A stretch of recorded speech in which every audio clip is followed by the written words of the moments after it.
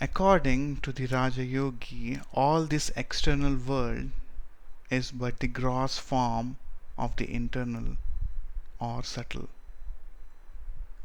The finer is always the cause and the grosser the effect. So the external world is the effect and the internal the cause. In the same way, external forces are simply the grosser parts, of which the internal forces are the finer. One who has discovered and learned how to manipulate the internal forces will get the whole of nature under his control. The yogi proposes to himself no less a task than to master the whole universe, to control the whole of nature. He wants to arrive at the point where what we call nature's laws will have no influence over him, where he will be able to get beyond them all. He will be master of the whole of nature, internal and external. The progress and civilization of the human race is simply controlling this nature. Various races differ in their processes. Just as in the same society, some individuals want to control external nature and others want to control internal nature. So, among races, some want to control the external nature and some the internal. Some say that by controlling internal nature we control everything. Some that by controlling external nature we control everything. Carried to the extreme, both are right because there is neither internal nor external. It is a fictitious limitation that never existed. Both are destined to meet at the same point. The externalist and the internalist, when both reach the extreme of their knowledge, just as the physician, when he pushes his knowledge to its limits, finds it melting away into metaphysics. So the metaphysician will find that what he calls mind and matter are but apparent distinctions, which will have to vanish forever. The end and aim of all science is to find a unit, that one out of which all this manifold is being manufactured, that one existing as many. Raja Yoga proposes to start from the internal world, to study internal nature, and through that control the whole, both internal and external. It is a very old attempt. India has been its special stronghold, but it was also attempted by other nations. In Western countries, it is thought to be mysticism. People who wanted to practice it were either burned or killed as witches and sorcerers. And in India, for various reasons, it fell into the hands of persons who destroyed 90% of the knowledge, and of that portion which remained try to make a great secret. In modern times, many so-called teachers have arisen worse than those of India, because the later knew something, while these modern exponents do not. Anything that is secret and mysterious in this system of yoga should be at once rejected. The best guide in life is strength. In religion, as in everything else, discard everything that weakens you. Have nothing to do with it. All mystery mongering weakens the human brain. Through it, this science of yoga has been well nigh destroyed, but it is really one of the grandest of sciences. From the time that it was discovered more than 4,000 years ago, it was perfectly delineated and formulated and preached in India. And it is a striking fact that the more modern the commentator, the greater the mistakes he makes. The more ancient the writer on it, the more rational he is. Most of the modern writers talk of all sorts of mystery. Thus it fell into the hands of a few persons who made it a secret. instead of letting the full blaze of daylight and reason fall upon it. And they did so that they might have the powers to themselves. In the first place, there is no mystery in what I preach. What little I know, I will tell you. So far as I can reason it out, I will do so. But what I do not know, I'll simply tell you that it is what the books say. It is wrong to blindly believe. You must exercise your own reason and judgment.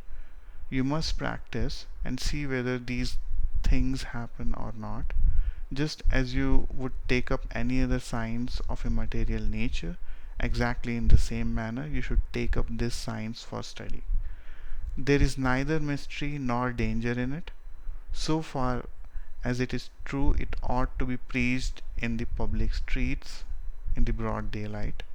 Any attempt to mystify these things is productive of great danger. Before proceeding further, I will state to you a little of the Sankhya philosophy upon which the whole of Raja Yoga is based. According to this philosophy, perception comes through instruments. For example, the eyes. The eyes carry it to the organs to the mind to the determinative faculty. From this, the Purusha, the soul, receives it and gives the order back, as it were, and so on through all these stages. In this way, sensations are received. With the exception of the Purusha, all of these are material, but the mind is of much finer material than the external instruments. That material of which the mind is composed becomes grosser and becomes what is called the tanmatras. It becomes still grosser and forms the external material. That is the psychology of the Sankhya.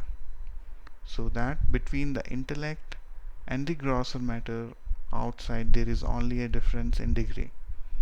The Purusha is the only thing which is immaterial.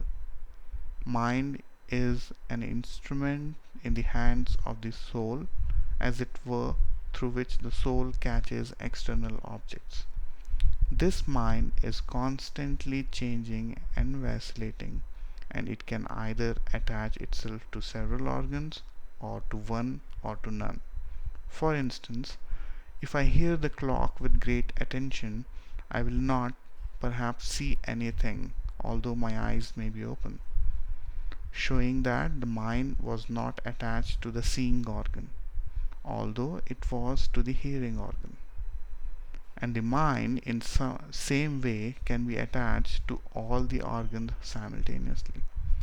This mind has the reflexive power of looking back into its own depths. This reflexive power is what the yogi wants to attain by concentrating the powers of the mind and turning them inward.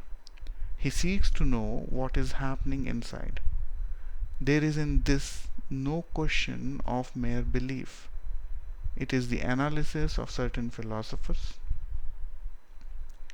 Modern physiologists tell you that the eyes are not the organs of vision, but that the organs are in the nerve center in the brain, and so with all the senses.